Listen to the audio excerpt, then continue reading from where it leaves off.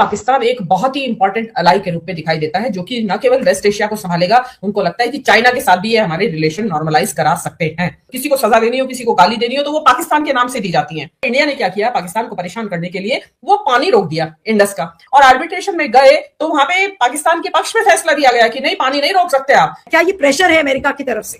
उनका मानना है कि मुस्लिम जो है सेकंड ग्रेड के नागरिक होने चाहिए। तो पाकिस्तान है वो एक विनर के तौर पे, जैसे आज ईरान की स्थिति है, ये स्थिति पाकिस्तान की बनी थी ऑपरेशन सिंदूर के बाद। कुछ भी करें, क्रिटिसाइज करें, कुछ तो खासियत रही होगी आसिफ मुनीर के अंदर। पक्ष में कुछ बोल रहे हैं या पाकिस्तान की प्रशंसा कर रहे हैं तो आपको कह दिया जाता है आप पाकिस्तान जाइए, पाकिस्तान परस्त है, मुल्ले हैं आप, ये है वो है, जो भी कुछ है। ट्रम्प जो है सबसे पहले इस कश्मीर की समस्या के लिए सुलझाने आए। क्या आपको ताजुब नहीं होगा कि जब ट्रम्प दबाव डाल के और कश्मीर का समस्या भी पाकिस्तान और भारत के बीच में रिजॉल्व करवाएंगे? अपने पड़ोसी के साथ आप कांस्टेंट टेंशन या लड़ाइयां नहीं मोल ले सकते, हर वक्त आप लड़ाई नहीं ले सकते हैं पड़ोसी के साथ।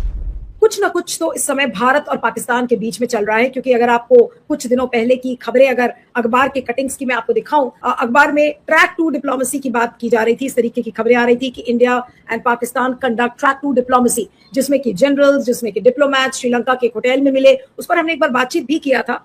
लेकिन आज क्या हुआ? आज एक ओपन लेटर लिखा गया है। इंडिया टुडे के एक खबर का स्क्रीनशॉट भी आपके सामने दिखाएंगे और मैं बताऊंगी उसके बारे में कि एक साल बाद, ऑपरेशन सिंदूर के एक साल बाद, लगभग 117 लोगों ने भारत और पाकिस्तान से एक चिट्ठी लिखी है, एक जॉइंट लेटर लिखा है प्रधानमंत्री नरेंद्र मोदी को और शहबाज शरीफ को कि जो हमारे टाइज हैं, जो हमारा संबंध है, उसको फिर से बहाल किया जाए, एयर स्पेस को खोला जाए। उसके अलावा ये भी कहा जा रहा है कि अटारी और वाघा बॉर्डर, जो लैंड बॉर्डर है, उसको व्यापार के लिए खोला जाए। श्रीनगर मुजफ्फराबाद बस सर्विस, उसको बहाल किया जाए ताकि जो क्रॉस बॉर्डर कनेक्टिविटी इनिशिएटिव्स हैं उनको पूरी तरह से रखा जाए। The Indian signatories included National Conference Chief Farooq Abdullah, Separatist Leader Mirwais Umar Farooq, PDP Chief Mehbooba Mufti, RJD MP Manoj Jha and former TMC Minister and current AJUP Leader Humayun Kabir. Pakistan की तरफ से उनके जो पूर्व विदेश मंत्री हैं खुर्शीद महमूद कसूरी, फॉर्मर डिप्लोमैट अशरफ जहांगीर काजी, national assembly member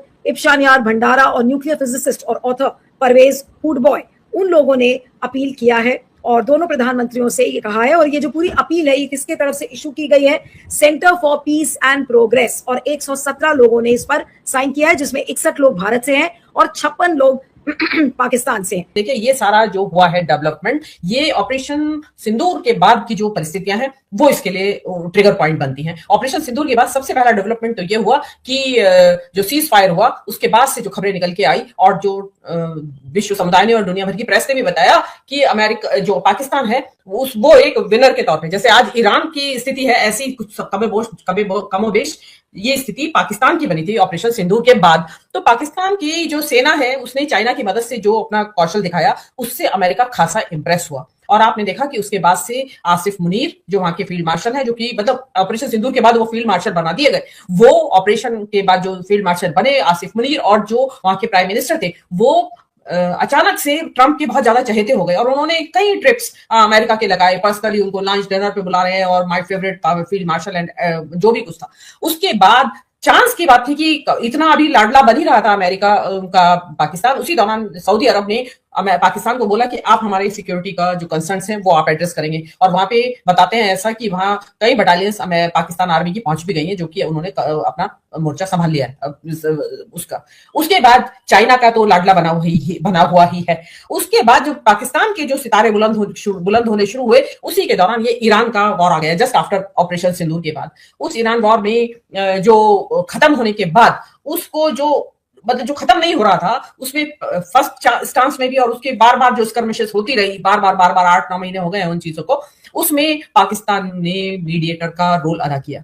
mediator का रोल अदा इसलिए किया क्योंकि अमेरिका ने चुना था उनको। अमेरिका ने क्यों चुना था कि नंबर 1 तो पाकिस्तान जो है ईरान का नेबर है और वहां की टोपोग्राफी से, ज्योग्राफी से, हिस्ट्री से, पॉलिटिक्स से, सब चीज से वाकिफ है। और जो मिडिल ईस्ट के जो इलाके हैं उनमें सारे मुस्लिम कंट्री हैं और पाकिस्तान का वहां जो सऊदी अरब में तो है ही सिक्योरिटी का कंसर्न, और अदरवाइज और कंट्रीज से भी उनके अच्छे रिलेशंस हैं क्योंकि मुस्लिम कंट्रीज का वो अपना और एक जो इस्लामिक कंट्रीज है उनका आपस में है। तो वहां पे जो, और उसके बाद आप देखेंगे कि इस्लामाबाद अकॉर्ड साइन हुआ, इस्लामाबाद के नाम से हुआ। इस्लामाबाद में जेडी वंस आए, वहां पे मुज़ाकरात जिसको बोलते हैं कन्वर्सेशन, जो डेलिब्रेशंस हुई, और उसके बाद ये नतीजा आया कि अल्टीमेटली दुनिया शांत हो गई और अब वहां के खमेनी साहब की भी क्रिमेशन हो जाएगा शांति के बाद से। अब जब जो पाकिस्तान का इतना इंपॉर्टेंट रोल आया और अब अमेरिका को पाकिस्तान एक बहुत ही इंपॉर्टेंट अलाई के रूप में दिखाई देता है, जो कि न केवल वेस्ट एशिया को संभालेगा, उनको लगता है कि चाइना के साथ भी ये हमारे रिलेशन नॉर्मलाइज करा सकते हैं किसी हद तक। नॉर्मलाइज ना भी कराएं तो एटलीस्ट जो ये टक्कर रहती है आपस में वो ये खत्म करा सकते हैं, क्योंकि इनका बहुत पुराना रिश्ता चाइना के साथ है। तो उसके लिए जरूरत है कि पाकिस्तान जो है उसके बॉर्डर्स जो है वो सब तरफ से शांत होने चाहिए। उनको हर वक्त जो इंडिया की तरफ से उनकी जो मिसाइल्स, जो उनके सिक्योरिटी सिस्टम तैनात रहते हैं, तो वो उनको ये कि कश्मीर के बॉर्डर पे हो रहा है, पंजाब के बॉर्डर पे हो रहा है, राजस्थान के बॉर्डर पे हो रहा है, क्योंकि बहुत लंबी हमारी सीमा 4000 किलोमीटर से भी ज्यादा लंबी हमारी सीमा में पाकिस्तान से मिलती है। तो उस सीमा पे शांति रहे, तब ही पाकिस्तान अमेरिका के लिए बहुत सारे काम कर सकता है। जो कि देखिए, इसको आप पूरा चाहे डिसमिस करें, कंडेम कुछ भी करें, क्रिटिसाइज करें, कुछ तो खासियत रही होगी आसिफ मुनीर के अंदर, जो वो उसने ये इस्लामाबाद अकॉर्ड। लेकिन क्या हम ये माने कि ट्रंप के प्रेशर में ही आकर अब ये जो, या ट्रंप ये सोच रहे होंगे कि अब किसी भी तरीके से भारत और पाकिस्तान के संबंधों को हमें नॉर्मलाइज करना है? आपको इंटेंशन क्या लगता है? क्या ये प्रेशर है अमेरिका की तरफ से? प्रेशर, हाँ बिल्कुल है, प्रेशर है।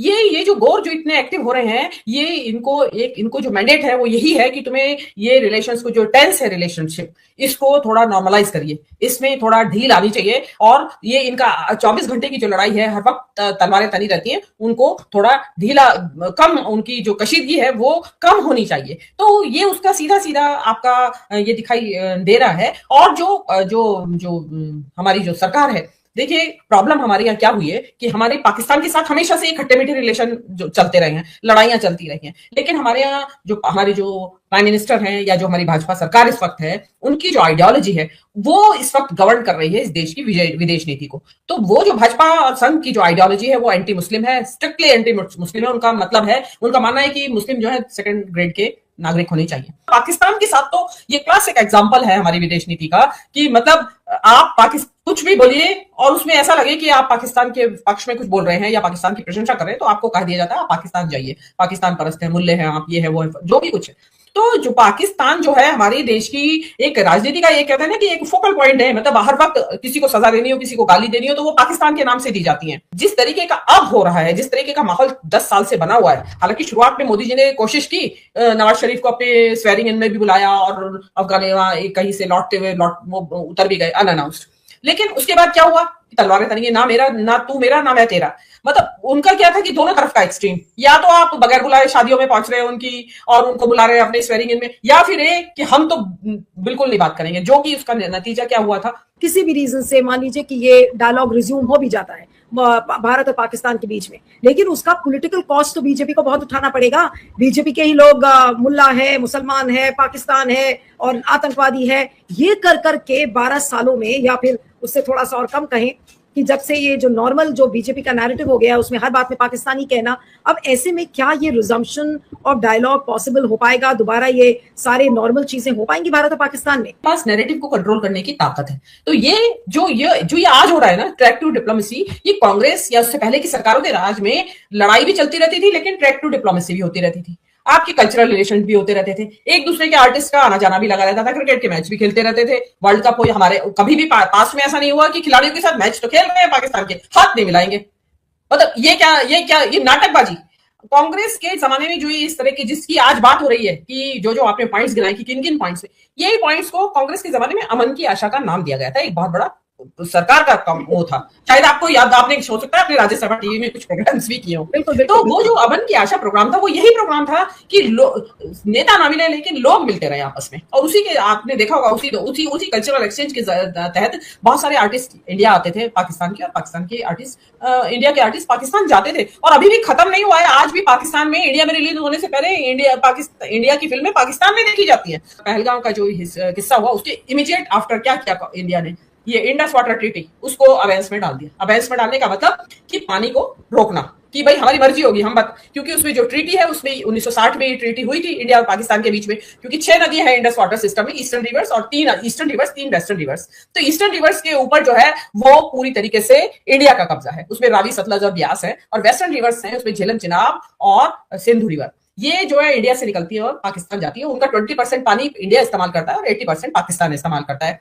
अब पाकिस्तान इंडिया ने ये जो ईस्टर्न वेस्टर्न रिवर सिस्टम है, इंडस रिवर सिस्टम, इसको लेके जो ट्रीटी हुई थी, क्योंकि हम जो ज्योग्राफी है उसको तो आप कभी जिंदगी में कभी नहीं नकार पाएंगे।